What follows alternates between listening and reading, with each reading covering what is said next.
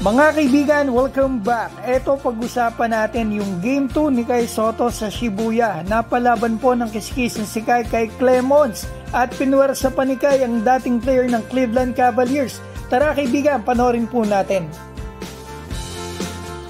So eto na yung Game 2 po ni Kai Sotto dito sa Shibuya. Ito yung first time na hindi po siya starting 5 dito sa bago niyang team. Eto, namorsa si Kai dito kay Hawkinson.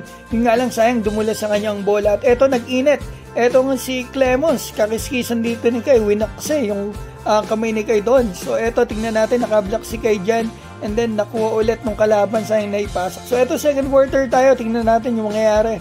Nakakuha ng loose ball si Kai, inasa kay Pick, and then eto nga, nakatira si Kai dito ng perimeters. Mas marami siyang touches sa game na ito mga kaibigan. Unfortunately, hindi pumasok yung ilan sa tira ni Kai. So eto, buti itong power move niya sa dating player ng Cavaliers ay pumasok mga kaibigan. Ito makikita natin, solid yung bangga niya rito kay Kevin Jones, dati naglaro sa Cavaliers 2013. So ito, naaagaw na naman dito si Kai mga kaibigan ha. So ito, tingnan natin, power rebound kay Kai. Kita ko naman mga kaibigan, nandito yung power ng pambato natin at willingness niya. Yun nga lang talaga, nawawala sa kanyang bola, nasusundutan, maganda rin yung depensa ng kalaban. At the same time, yung kanila kasing opensa, predictable para sa akin mga kaibigan. Kasi kita rin naman natin lahat na kulang talaga sila sa point guard. Kahit yung mga import nga na teammate nila Kai, kagaya na lang ni Suarez, naghirapan maka 10 points ilang games na. Dito sa game na ito, below 10 points na si Suarez at saka yung si LJ Pick 6 points din ata. Kasi mga kaibigan, kailangan talaga ng isang team na may talagang solid na point guard. I mean, kahit hindi naman solid, yung parang maayos lang talaga na point guard yung laruan. So yan talaga nagdidikta ng laro, nagdidikta ng play. Paano kayo makapag-set ng opensa kung hindi makapag-set ng plays ang inyong mga point guards. So ito makikita natin, ito na, nag-point guard dito. Nakatanggap si Kai dito ng magandang pasa sa bago nilang point guard, ang kanilang isang big man, si Jeff Gibbs. So yan, magandang pasa kay Kai dito. Sayang hindi nakakakuha si Kai ng end 1 ha. Dito sa mga niya, sa mga atakan niya rito ay may sumasabit. So ito, fourth quarter mga kaibigan, tingnan natin. Sayang, gumulong lang yung tira ni Kai.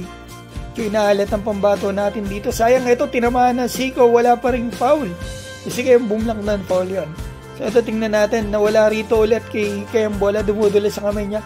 Active din kasi yung mga yung mga sundot talaga ng kalaban, masusundot talaga, talagang kinukuyog siya, ilan yung sumusundot, talagang pinagandaan din talaga si Kai ng team na ito. At sana mga kaibigan, sa susunod na laro nila Kai makapag-step up din yung mga point guards nila para makapag-dictate talaga ng magandang opensa. Kasi kita naman natin sila, LJ Pick 6 points lang din, Suarez below 10 points din, same nung nakaraang game.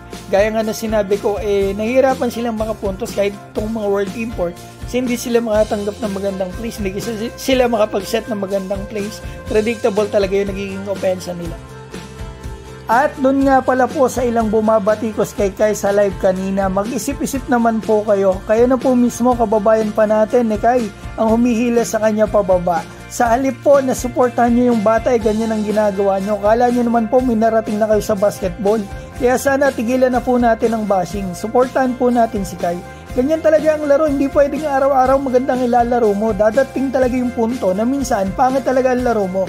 Lalo't pinaghandaan ka at nakafocus sa yung depensa.